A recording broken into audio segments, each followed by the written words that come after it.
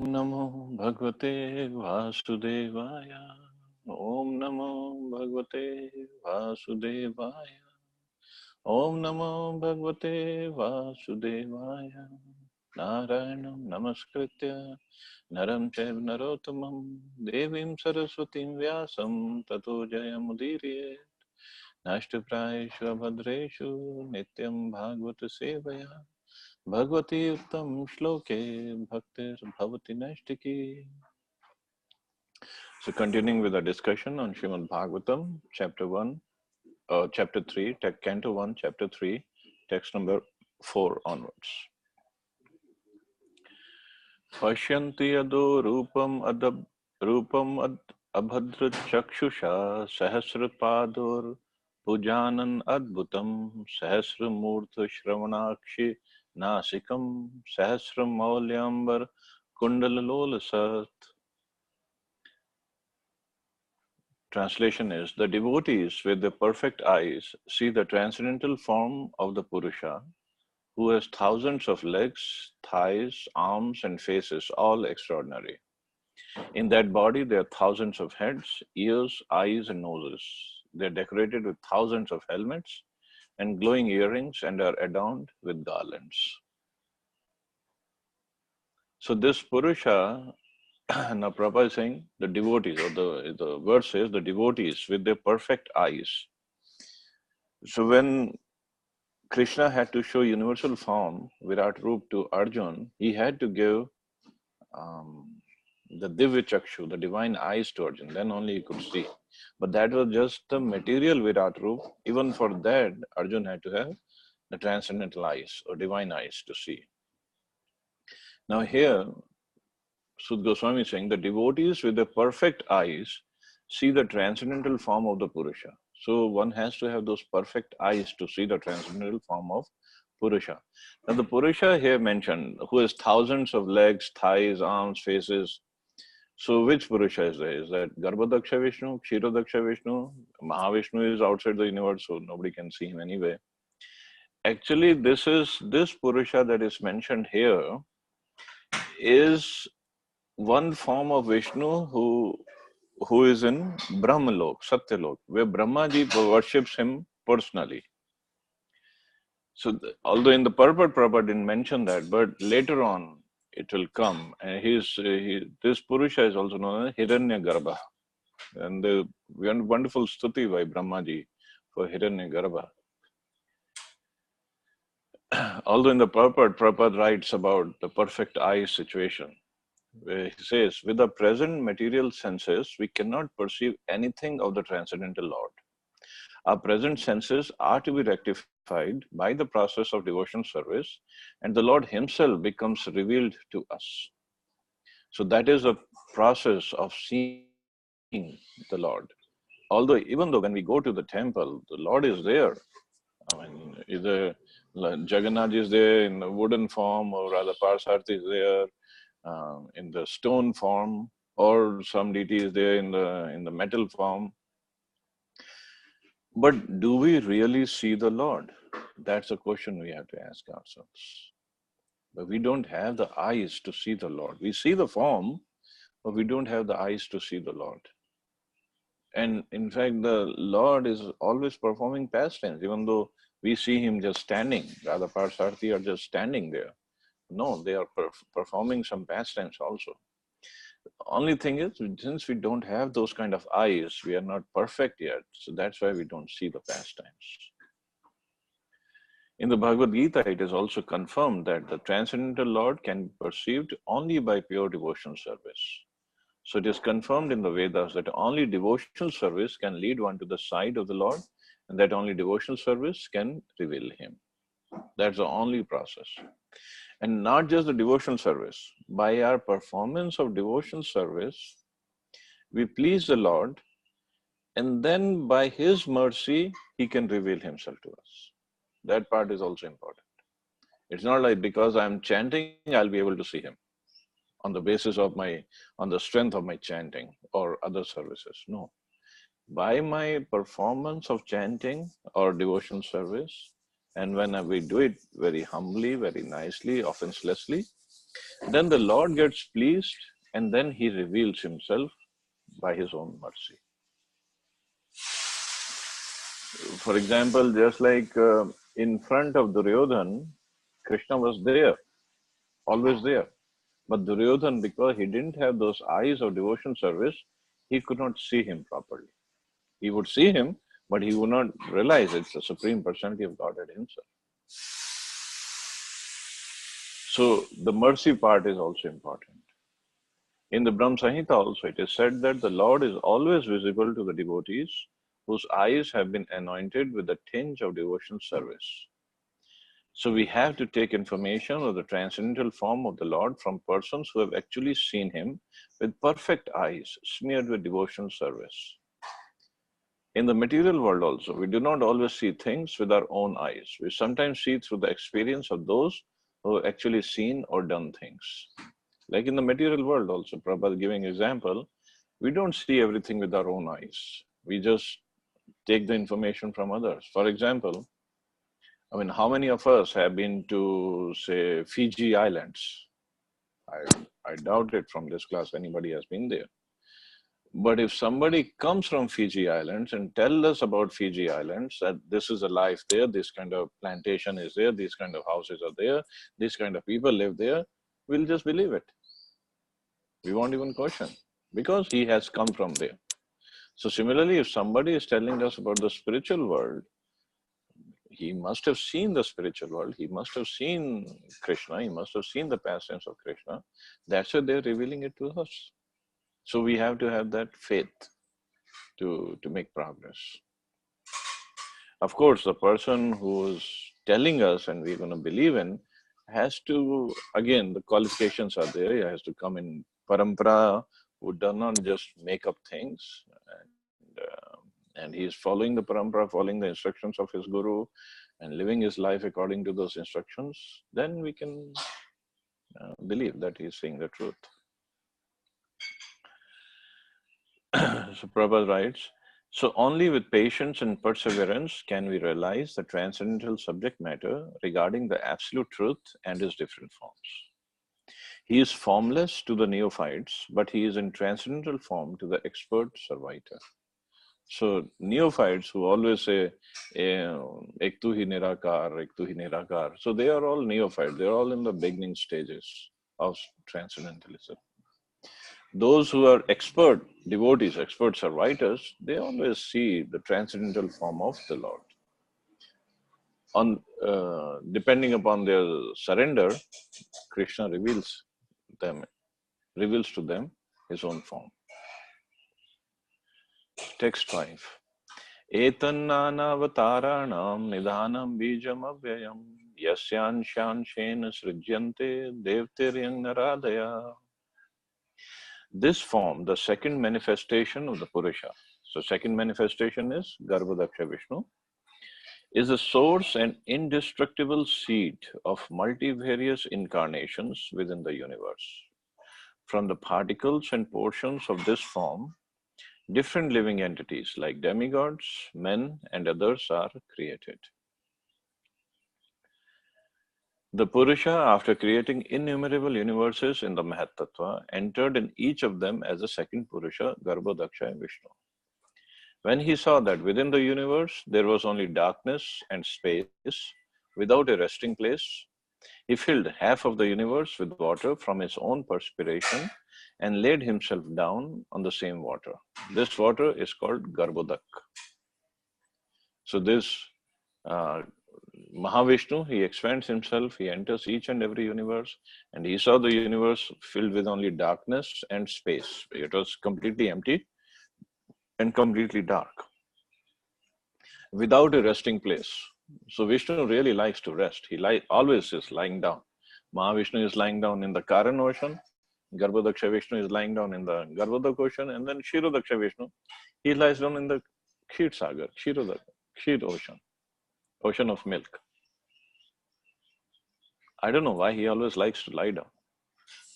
And then he has Lakshmi ji serving him all the time. And he lies down on this bed of Anantshesha. Anantshesha gives him a nice bed, and he lies down on that. So this is to prove that the real CEO of a company doesn't have to do anything. He just lies down and lets everybody do the work. Then from his navel, the stem of the lotus flower sprouted, and on the flower petals, the birth of Brahma, or the master engineer of the universal plan, took place. Brahma became the engineer of the universe, and the Lord himself took charge of the maintenance of the universe as Vishnu. Brahma was generated from Rajoguna of Prakriti, or the mode of passion in nature, and Vishnu became the Lord of the mode of goodness. Vishnu, being transcendental to all the modes, is always aloof from materialistic affection. So he is transcendental to all the modes. He never comes in touch, but for the maintenance of the universe, he took charge of the mode of goodness. But he is beyond that. So Prabhupada said this has already been explained. From Brahma, there is Rudra, Shiva, who is in charge of mode of ignorance or darkness. So Shivji, although on Shivratri we did discuss his position, there is Sadashiv, who's outside all these material universes. He lives in his own abode, Mahesh Dham, and he enters he expands himself and enters each and every universe as Shiva or Rudra. And the way he comes is through the place between the eyebrows of Brahmaji. When Brahmaji gets angry at the four Kumaras. So then Shiva enters the universe like that. But it's not like he's coming from Brahmaji. Originally he's Sadashiv, but he just enters the universe like that.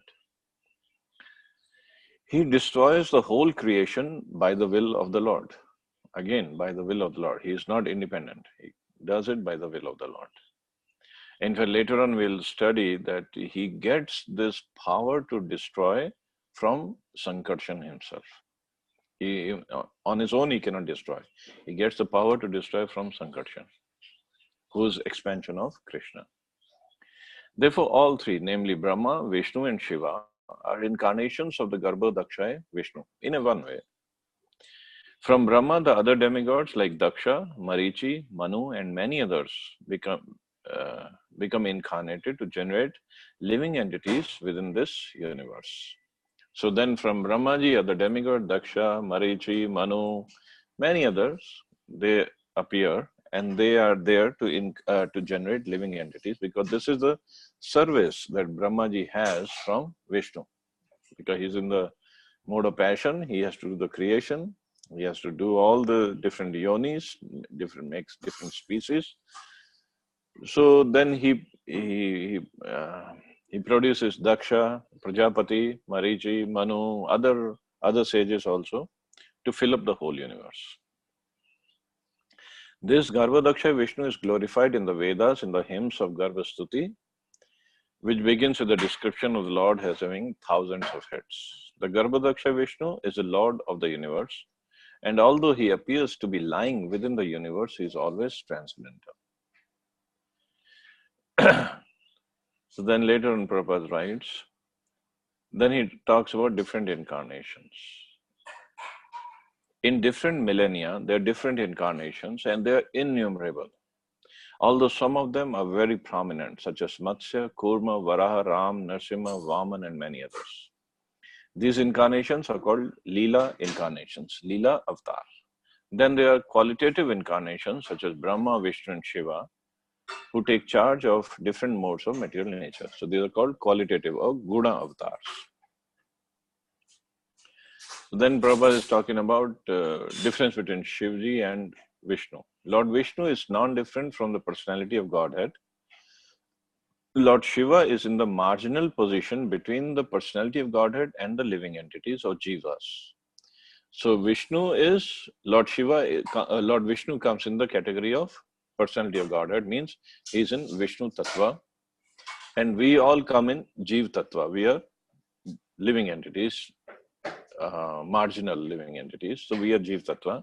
But Lord Shiva has a different Tattva, different category that is between Vishnu and Jiva. So he has it's called Shiv Tattva. Brahma is always a Jiv Tattva. Although Prabhupada writes that Brahma is always a Jiv Tattva, But sometimes when Lord Vishnu does not find a suitable jiva to take up the position of Brahma, then he himself comes as Brahma. He takes the position of Brahmaji. The highest pious living being or the greatest devotee of the Lord is empowered with the potency of the Lord for creation, and he is called Brahma. So Brahma is a position, not a person. And who can occupy that position? Highest pious living being or the greatest devotee of the Lord. It's up to the Krishna to decide who will take up that position. In fact, later on in Bhagavatam, it's also explained a living entity who lives perfectly according to the rules of Varnashram Dharma for 100 lifetimes, then he gets elevated. He can get elevated to the position of Brahma. 100 lifetimes perfectly living in Varnashram system. He could be Shudra, that's okay. But he does his living perfectly, then he can be elevated to the position of Brahmaji. And just to give you a little bit more information or more kick, we can say, when the living entity falls, when a jiva falls from the spiritual world to the material world in the beginning, then it is said somewhere that the first position that he takes when he falls down in the material world is a position of Brahmaji. That's also true. So we were all Brahmaji at one time in one of the universes. Since we developed some material desires, from then on, instead of going up, we came down. And then we kept on falling down, down, down, down, down. And now we are in Delhi, helly smelly Delhi, gone there, and trying to figure out how to get out of here. So Brahmaji can also fall down.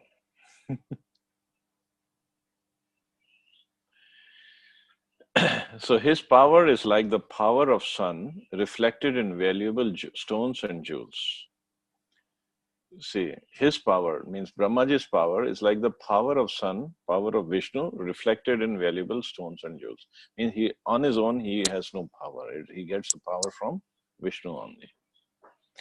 So Prabhupada writing next line, when there is no such living being to take charge of the post of Brahma, the Lord himself becomes a Brahma and takes charge of the post. Because this creation, the whole universal functions have to go on. So Krishna has to make sure some Brahmaji is there. And we have seen in the pictures, there are 4 faces of Brahma. So actually, according to the size of the universe, the 4 heads or 4 faces, the heads of Brahma are decided. So it is said, Prabhupada wrote someplace, that our universe, the one we are in, is the smallest universe. So Brahmaji, when he was looking around, because he has to look at the whole universe, every part of the universe, so he developed 4 heads, because ours is the smallest. And then there are 16-headed Brahmas, then 32-headed Brahma, 64-headed Brahma, hundreds plus headed Brahma, millions headed Brahma, because depending upon the size of the universe. Even a person with 4 heads is inconceivable for us. What to speak of a 1,000,000-headed Brahmaji? We can't even imagine.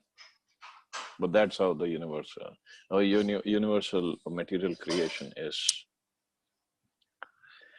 And then Prabhupada writes about Lord Shiva. Lord Shiva is not an ordinary living being. He is a plenary portion of the Lord, but because Lord Shiva is in direct touch with material nature, he is not exactly in the same transcendental position as Lord Vishnu. The difference is like that between milk and yogurt. Yogurt is nothing but milk, but it cannot be used in place of milk. So milk and yogurt, it's mentioned in Brahma Samhita. So we have some culture is added and the quality is changed. So similarly, Lord Vishnu can be considered as milk, and the mode of ignorance can be considered as that culture, and when the combination of two becomes Lord Shiva. And then different incarnations are mentioned. So next incarnations are the Manus. So Manus are also different incarnations of Vishnu. Within 1 day's duration of life of Brahma, which is calculated by our solar year as 4,300,000 times 1,000 years, there are 14 Manus. So therefore, there are 420 Manus in 1 month of Brahma and 5,040 Manus in 1 year of Brahma. And Brahma lives for 100 such years, and therefore there are 5,04,000 Manus in the duration of Brahma's life. And they're all incarnations of Vishnu. And there are innumerable universes with Brahma in each one of them, and all of them are created and annihilated during the breathing time of the Purusha, breathing time of Mahavishnu. Therefore, one can simply imagine, or can't even really imagine, how many millions of Manus there are during one breath of Purusha. So, all these Manus are incarnations of Vishnu. Prabhupada gives different names of Manu because there are 14 Manus in 1 day of Brahma, so they have different names. Like Swayambhuva Manu, must have heard of Swayambhuva Manu so many times. He is the first Manu in the day of Brahma. Who comes as Swayambhuva Manu is Yajna. Yajna is Supreme Personality, is Vishnu Avatar. Then Vibhu as Swarochisha Manu, Satyasena as Uttam Manu, Hari as Tamas Manu, Vaikuntha as Revat Manu, Ajita as Chakshusha Manu, Vaman as Vavasvat Manu. So right now, we are under this duration of Vavasvat Manu. Sarvabhauma as Savarani Manu, Rishabh as Daksha Savarani Manu, Vishwaksen as Brahma Savarani Manu, Dharmasetu as Dharma Savarani Manu, Sudhama as Rudra Savarani Manu, Yogeshwar as Dev Savarani Manu, and Brihadbhanu as Indra Savarani Manu. These are the names of one set of 14 Manus covering 4,300,000,000 years as described above. So the creation is huge, it's crazy. We can't even conceive of what is going on. And then there are, so this is Manvantar avatar. Then there are Yuga avatars. Yuga avatars means all the 4 yugas, Satyuga, Treta Yuga, Dwapara, Kali Yuga. So different incarnations come to guide the people, to tell them about the kind of religion or kind of self-realization process they have to adopt in this yuga. So the different colors, white, red, black, and yellow in different yugas. In Dwapar Yuga, Lord Krishna in black color appeared, and in Kali Yuga, Lord Chaitanya in yellow colored appeared. But in Satyuga, it was white color, and in Treta Yuga, it was red color avatar. But to add more twist to the story, in Dwapar Yuga, Krishna, yes, it is mentioned, black color avatar is there, and Krishna came as black color avatar. But Krishna appeared towards the end of Dwapar Yuga, not towards the beginning of Dwapar Yuga. So if he is a Yuga avatar, he has to appear towards the beginning to establish the process of self-realization. But he comes towards the end of Dwapar Yuga. So this is again a mystery, and I don't know, so far I haven't found the answer. How did he do that? He came towards the end of Dwapar Yuga, and how the process of self-realization was established. From Dharma is established from the beginning of Dwapar Yuga, for Dwapar Yuga. And these are just some incarnations mentioned, although they are all innumerable, because then there are Shaktiavesh avatars, persons who get empowered by Krishna, mentioned towards the end of the purport. Directly empowered incarnations are the Kumaras, Narad, Prithu, Shesha, Ananta, etc. So And also empowered incarnations means there could be Jiva or could be Vishnu himself coming as with specific person with special power to do specific activity. As far as Vibhutis are concerned, they are very explicitly described in Bhagavad Gita in the Vibhuti Yoga chapter. And for all these different types of incarnations, the fountainhead is a Garbhodakshayi Vishnu. And from him comes a Kshirodaksha Vishnu, and all the incarnations come through Kshirodaksha, through the body of Kshirodaksha Vishnu. So we'll stop here. Ask anybody has any questions or comments. Prabhuji, I have a question. Hare Krishna, Prabhuji, I have a question. Sure. Why is Krishna black? Well, that's what he likes. Actually, his color is not black; it's bluish black, because on Earth we don't find that kind of stone, so we make his body as black. It's bluish black. And also, Prabhuji, okay, go ahead. Where do the Manus live? Like, where do they reside? Do they reside in the heavenly material planets? Oh, and what do they do?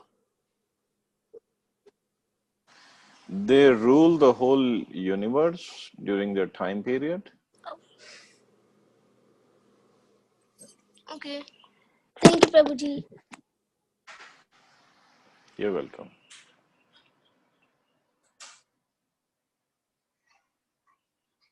Prabhuji, one question. Yes, Prabhu. Prabhuji, you said every soul is Brahma initially. So it means age of soul is, very huge. Soul is eternal. There is no age of the soul.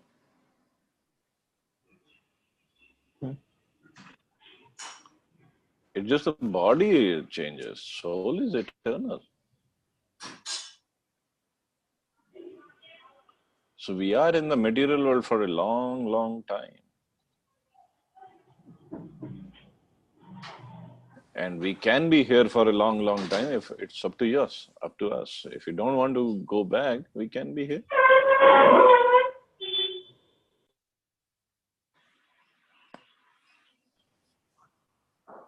So probably it means the separation period between soul and Lord is very huge. It depends how we calculate. Like yesterday or day before I explained, this universe, one universe, the life cycle is one breath of Mahavishnu. Of course, when we are in the universe, it looks very long time. But from Mahavishnu's point of view, it's only one breath. And from Krishna in Goloka, it is said the one blink of eye of Krishna in Goloka, and then there is equivalent to many breaths of Mahavishnu. So we could be away from Krishna for few blinks of eye. From that point of view. From material point of view, yes, it could be many, many, many years. So, but when we go back, we would be away from Krishna just for only a few blinks of eyes.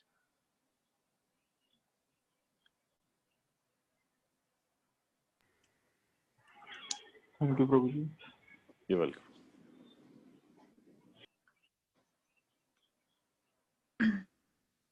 Hare Krishna, Prabhuji. I have a question. Yes, Mata. Prabhuji, if Sri Krishna is one incarnation of Vishnu, like other incarnation, then it is mentioned everywhere that he is the supreme personality. Sri Krishna is supreme personality. So why we don't take Sri Vishnu's name in himself? See, Krishna is not incarnation of Vishnu. Okay. Krishna is not avatar, he is avatari. He is the source of all the incarnations. Actually, he comes through the body of Kshirodaksha Vishnu just to give him respect, because Kshirodaksha Vishnu is in charge of this universe. just to understand it better, suppose Prime Minister Modi has to go to some city for whatever, for a rally or just to inspect or whatever. Though, if when he goes to the city, what is the first place he goes to? He doesn't go to the rally directly. He goes to the house where he goes with the in charge of the city, could be mayor or could be chief minister of that state. Then he goes along with them to the for the rally or for the inspection or whatever he has to do. But this is to give respect to the person who's in charge of that city. So similarly, Krishna, when he comes to the material world, he comes through Karunadaksha Vishnu, but nevertheless, he is still the supreme personality of God. This is in this chapter only, on 28th verse, it is said, Krishnastu Bhagwan Swayam. He is the supreme Bhagwan himself. The rest are all his incarnations or expansions, or in more detail, it is mentioned, as I said, in Chaitanya Charitamrita, when Chaitanya Mahaprabhu was speaking in Sanatana Goswami, how many incarnations, how many expansions, what are different categories. It's huge. Can't even imagine. Hari. Thank you. Thank you. Thank you, Hari. So I guess we should stop here, and I'm going to request everybody again for the yatra on 7th, day after tomorrow. So please come, please bring some more people. We still have few seats available. So we'll have wonderful time that day. Archana Mata, you have a question or comment? I'm really stunned, honestly, because itna kuch hai, so much of detail. There's so much of detail. I have no this thing, I'm speechless. I don't know what to ask. It's Hari Ananta, Hari Katha Ananta wali baaton ki. Exactly. Seriously. I mean, like, asking a question also, my mind is not working as from where to ask, what to ask. It's so much of detail. Amazing. It's really amazing. And how much Prabhupada knew. I mean, how he Yes. has written all these purports. Yes. How much That's knowledge also he is has. like, I'm really having a goose pimple. Seriously. Really, I'm reading it out. I'm just, oh my God. Like, it's like, oh God, what to ask? The brain is not working. कि कहाँ से सवाल उठेगा क्या है what like amazing seriously Exactly. कुछ भी नहीं है हम लोग तो पता नहीं किस बात में हवा में रहते हैं it's like हम सोचते हैं बहुत कुछ है कुछ yes नहीं yeah seriously ये सब देखो और पढ़ो तो लगता है nothing nowhere we just it doesn't stand anywhere exactly जय हो चलो थैंक यू माता जी seriously okay Hare Krishna Prabhu ji Hare Krishna Prabhu ji Hare Krishna.